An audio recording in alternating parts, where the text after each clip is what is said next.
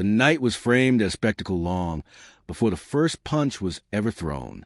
Under bright lights and louder expectations, two very different versions of boxing history were about to collide.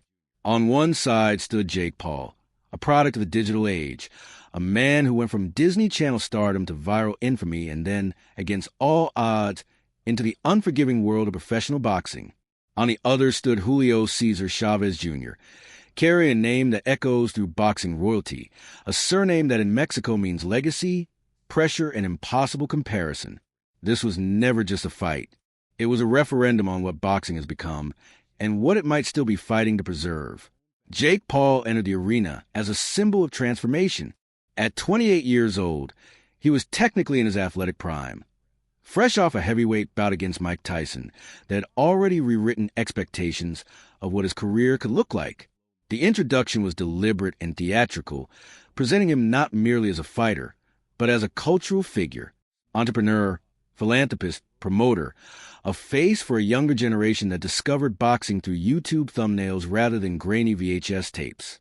To his supporters, he was proof that boxing could evolve. To his critics, he was an interloper, someone who hadn't paid the traditional dues. But whether loved or despised, Jake Paul had become impossible to ignore. Across the ring stood Julio Cesar Chavez Jr., a former WBC middleweight champion, and the son of one of the greatest fighters the sport has ever known. His career had been a winding road of talent, controversy, and unfulfilled potential. There were flashes of brilliance, moments when he looked every bit like the heir to his father's throne, but there were also long stretches of disappointment. Losses to Sergio Martinez, Daniel Jacobs, and others had eroded public faith. Yet names like Chavez never truly fade.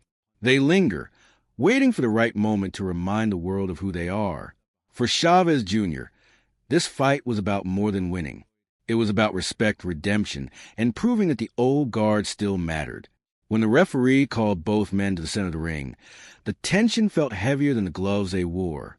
Instructions were given, commands obeyed, and with a simple touch of gloves, the fight was underway. From the opening moments, it became clear that Jake Paul had come in with a plan. He moved with confidence, establishing his jab early, using it not just as a weapon but as a measuring stick. His rhythm was steady, composed, and noticeably patient. This was not the reckless brawler some expected to see. This was a fighter who understood distance, timing, and control. Chavez Jr., by contrast, appeared hesitant in the early rounds. The left hook to the body that had once been his calling card was there in theory, but not yet in execution. He circled, watched, waited, and absorbed. Each time Jake's jab snapped out, it disrupted Chavez's balance and stalled his forward momentum.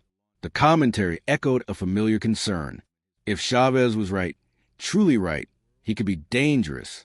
But if he wasn't, this could be a long night. As the rounds progressed, Jake Paul began to settle into a groove that was difficult to disrupt. His right hand found its mark more than once, clean and sharp, snapping Chavez's head back just enough to make a statement. He mixed and body shots, stepping into them with purpose, understanding that muscle and experience both grow heavy as a fight wears on. Chavez tried to respond with looping hooks, searching for that one punch that could change everything, but too often they sailed wide or arrived late.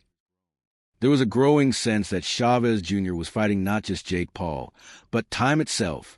His footwork looked labored, his output inconsistent. At moments, he seemed almost frozen, standing in front of Jake without throwing, allowing the younger fighter to dictate the pace. For fans who remember the Chavez of earlier years, it was a difficult sight. The instincts were still there, but the urgency seemed dulled, as if the body no longer trusted the mind. Jake, meanwhile, looked increasingly comfortable. He worked behind his jab, doubled it, stepped off at angles, and occasionally unleashed an overhand right that drew audible reactions from the crowd. This was not a man simply swinging for highlights. This was a fighter building rounds, stacking advantages, and showing growth that even his harshest critics had to acknowledge. Each clean connection reinforced the narrative that Jake Paul was no longer just playing boxer.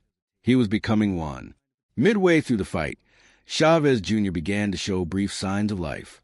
A solid body shot here, a right hand there, moments where the crowd leaned forward in their seats, hoping the tide might turn. For a few seconds at a time, he looked like the seasoned veteran who had survived championship rounds before.